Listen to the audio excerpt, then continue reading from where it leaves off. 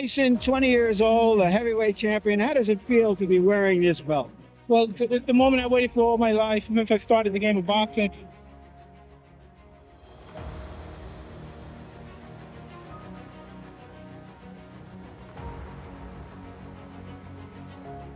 Professional debut of Mike Tyson.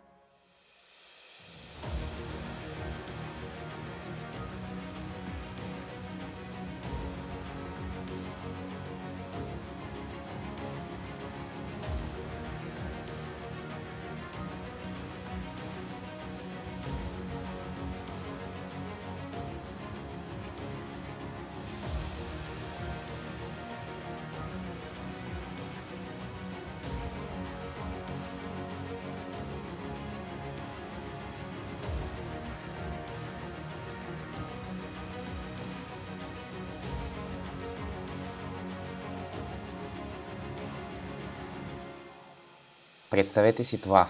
Най-лошият човек на планетата, железният Майк Тайсън срещу сензацията в социалните мрежи, превърнал се в боксер Джейк Пол. В този фантастичен матч се изправят младостта и желанието срещу суровата сила и легендарните умения. Може ли Джейк Пол наистина да нокаутира легенда като Майк Тайсън?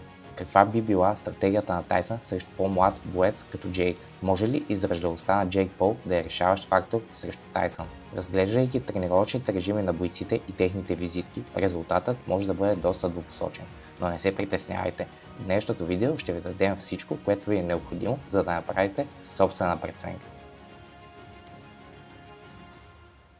Нека да започваме.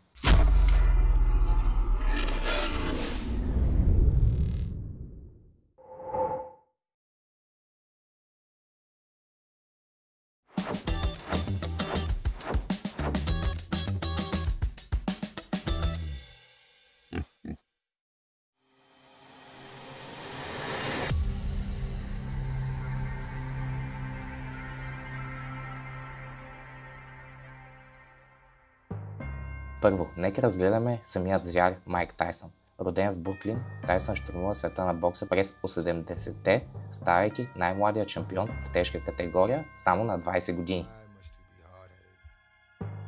If he doesn't die, it doesn't count. If he's not dead, it doesn't count. I'm from Brownsville, Brooklyn. I'm not afraid of nobody.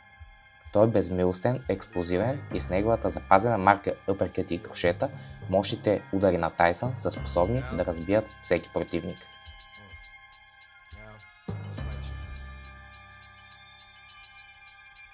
Коефициентът на интелигентност в ринга на Тайсън е на друго ниво в сравнение с този на Джейк Пол. Тайсън прекарва десетилетия на ринга, биейки се с някои от най-великите боксери в историята и учейки се от най-добрите треньори.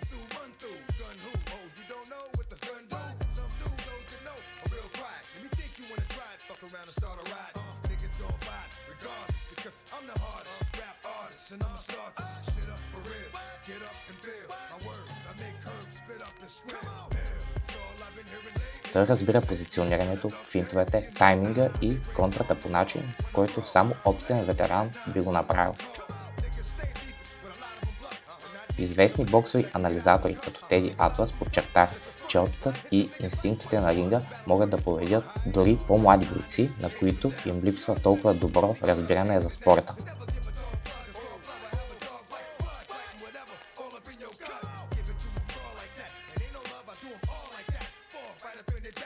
Пикабл стилът на Тайсън, преподаван от Къс Дамато, включва невероятно движение на главата, интензивна работа с краката и кръста и доста прибрана защита. Дори в неотдавнашния си демонстративен матч срещу Рой Джонс младши, Тайсън показа проблясъци на това неуловимо защитно умение, нанасяйки чисти удари и след това ефективна защита. Тайсън е един от най-добрите боксери, които нанасят удари в тялото в историята на бокса, като често ги използва като начин да отслаби по-високи и по-млади бойци.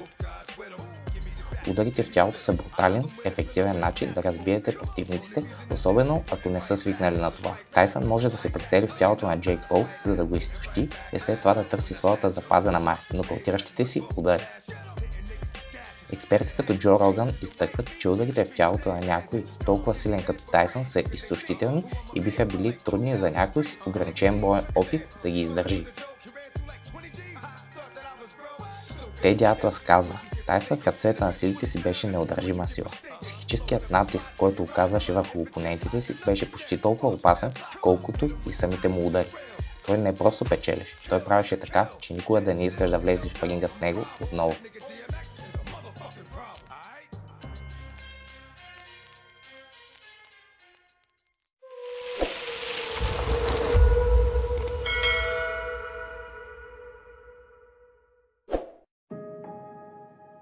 Сега нека поговорим за Джейк Пол. Дали го обичате или го мразите, Джейк се превърна от шегаджия в YouTube и TikTok в сериозен боксер. Той се е бил с бивши MMA шампиони, тренирал упорито и с милионите си фенове, които го подкрепят, Джейк внесе нов поглед върху спорта бокс. Джейк Пол на 27 години е в разцвета на своите сили, докато Майк Тайсън е на 58 и не е бил активен боец от години. Въпреки че суровата сила на Тайсън е легендарна, възрастта му неизбежно означава спад в скоростта, издръжливостта и рефлексите. Много спортни учени твърдят, че на тази възраст е почти невъзможно да се състезаваш на елитно ниво, особено срещу много по-млад спортист в пикова кондиция. Младостта на Джейк означава, че той ще има потенциално предимство в издръжливостта и бързото възстановяване по време на битката. Джейк Пол тренира активно, бие се често и се подготвя елитно през последните няколко години, докато Тайсън се оттегли от професионалния бокс през 2005 година, завръщайки се само за демонстративна битка срещу Рой Джонс младши през 2020. Това, приятели, са близо 20 години, откакто Майк Тайсън не е боксирал, а както знаете и в края на кариерата не му бяха най-добрите битки.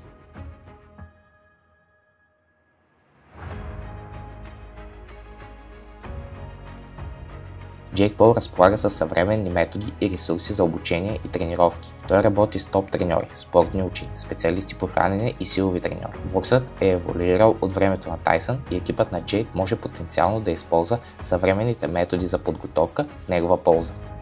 Експерти като Теди Атлас твърдят, че съвременните бойци, особено тези с добри треньори, имат предимство, когато се бият с бивши шампиони, които са били извън ринга от десетилетия. Боксовият отбор на Джейк показа умения в изработването на стратегии за използване на слабостите на опонентите, които се изправят срещу него. Например, той използва това добре срещу бойци като Тайрън Вудли и Андерсън Силва.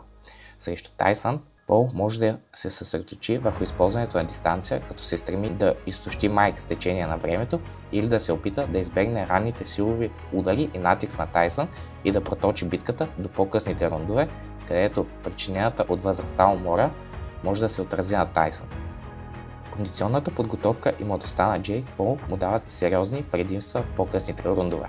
Дори като експлозивен и мощен боксер, на Тайсън може да му е трудно да нанася ефективни удари в по-късните рундове, потенциално давайки възможност на Пол да се възползва от умората му. Фреди Роуч веднъж каза: Джейк е по-добър, отколкото хората му приписват. Той тренира с истински треньори и влага много работа. Може да не е на нивото на професионалистите, но знае как да се възползва от силните си страни. Ако го подцените, той ще ви изненада. Скоростта на Тайсън дори на неговата възраст е безумна, но битката с Джейк Пол би била интересна. Джейк е млад, голям е и не се страхува от светлината на прожекторите. Големият въпрос тук е колко Тайсън все още има в резервоара и как Джейк ще се справи с някой с такъв вид агресия. Ако Тайсън успее да скъси дистанцията, той ще направи нещата трудни за Джейк. Играта в близка дистанция на Тайсън, движението на главата и опустошителната сила не приличат на нищо, което Джейк някога е виждал.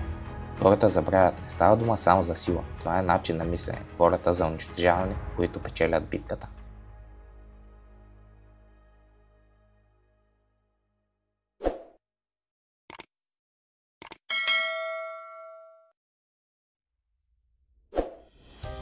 Уважавам Тайсън, но не съм тук за да губя. Имам собствени цели и всеки ден доказвам, че хората грешат. Изправете ме срещу легендата. Добре, време е за прогноза, приятели. В единия ъгъл имаме експерти, които смятат, че Тайсън ще смаже Джейк, ако се приближи до него. В другия ъгъл някои вярват, че младостта и стратегията на Джейк могат да му помогнат да поднесе изненада. Какво мислите вие? Дали железният Майк все още има каквото е необходимо, за да победи по-младия Джейк Пол? Или Джейк е готов да изненада света отново? Напишете прогнозата си в коментарите, харесвайте, абонирайте се и ще се видим в следващото видео.